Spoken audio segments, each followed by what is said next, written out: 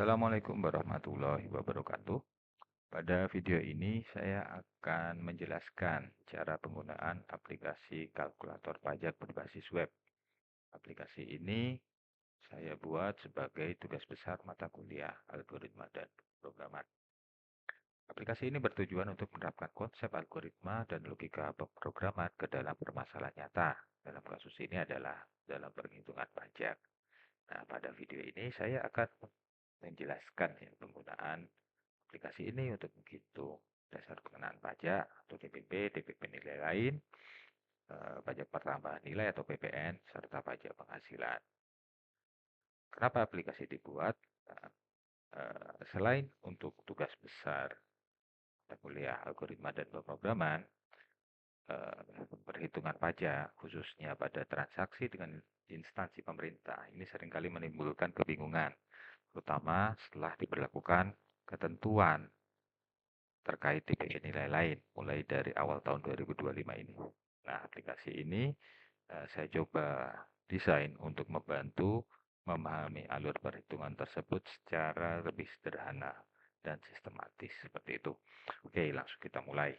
Di bagian input ini pengguna bisa memilih ya dasar perhitungan yang diinginkan seperti apa. Apakah berdasarkan harga jual termasuk PPN atau berdasarkan nilai neto, nilai bersih yang diterima setelah dipotong PPN dan PPh. Pemilihan dua model ini akan menentukan alur perhitungan yang akan digunakan oleh aplikasi. Nah, selanjutnya pengguna memasukkan nilai transaksi dalam satuan rupiah. Jadi misal di sini adalah 50 juta. Ini tinggal dimasukkan saja seperti itu. Kemudian langkah berikutnya adalah pengguna memasukkan jenis transaksinya. Di sini saya memberikan 4 pilihan, apakah user itu adalah pelaksana konstruksi, perencana atau pengawas konstruksi, kemudian bisa juga pengadaan barang atau pengadaan jasa, seperti itu. Kemudian selain itu ada pilihan apakah pengguna memiliki surat keterangan PP 55 Peraturan Pemerintah Nomor 55 ini kaitannya dengan PPh final 0,5%. Efeknya adalah akan mengubah tarif PPh khusus untuk transaksi pengadaan barang atau pengadaan jasa. Oke, kemudian kita pindah ke bagian kanan. Di sini kita memilih berdasarkan harga jual dan nilainya adalah 50 juta. Seperti itu untuk transaksi pengadaan barang. Nah, kita lihat di bagian kanan ini hasil otomatis keluar ya. Begitu kita mengubah angka, hasil akan otomatis keluar. Di sini kita lihat harga jual termasuk PPN sesuai dengan input yang kita masukkan. Kemudian untuk dasar pengenaan pajak ini otomatis dikalkulasi, begitu juga dengan DPP nilai lain. Artinya dua angka ini bisa langsung diinput ke dalam faktur pajak yang diterbitkan kepada instansi pemerintah. Untuk PPN-nya ini juga otomatis dikalkulasi, kemudian nilai setelah PPN juga dikalkulasi. Begitu juga jenis tarifnya, karena ini dipilih pengadaan barang maka tarifnya 1,5% PPh pasal 22. Nilai PPh-nya juga dikalkulasi, begitu juga dengan nilai bersih setelah PPN dan PPh yang diterima oleh wajib pajak rekanan pemerintah. Seperti itu. Kita coba, kita ganti dengan pengadaan jasa. Ini juga otomatis akan mengubah kalkulasi.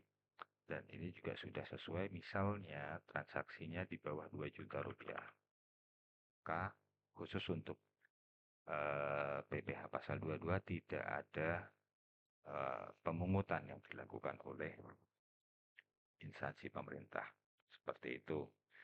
Ini juga kita misalnya nilai 20 juta, kemudian wajib pajak memiliki surat keterangan, ini juga tarifnya akan otomatis berubah.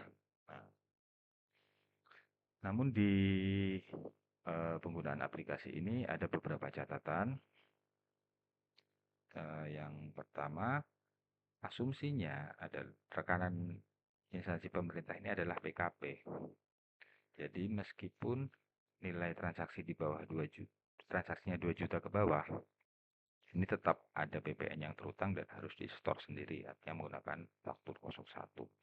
Kemudian tadi sudah saya jelaskan, surat keterangan PP 55 ini hanya berlaku untuk transaksi pengadaan barang dan jasa.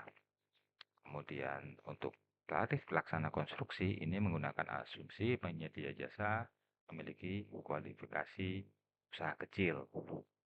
Jadi tarifnya 1,75. Kalau kualifikasinya berbeda, tarifnya akan berbeda sehingga kalkulator ini tidak bisa dipakai.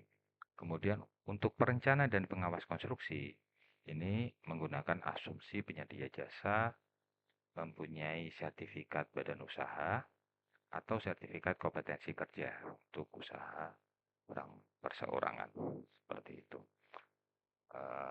Kemudian, oh iya lupa, ini juga bisa dipakai untuk menghitung nilai neto yang diinginkan. Misalnya, untuk pengadaan konstruksi, kita ingin nilai yang diterima oleh penyedia jasa, kita sebagai penyedia jasa itu misalnya adalah 50 juta.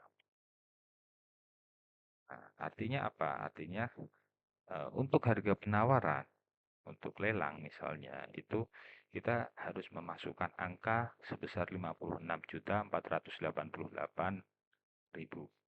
Sehingga nanti hasil akhirnya kita akan mendapatkan 50 juta setelah PPh dan PPN.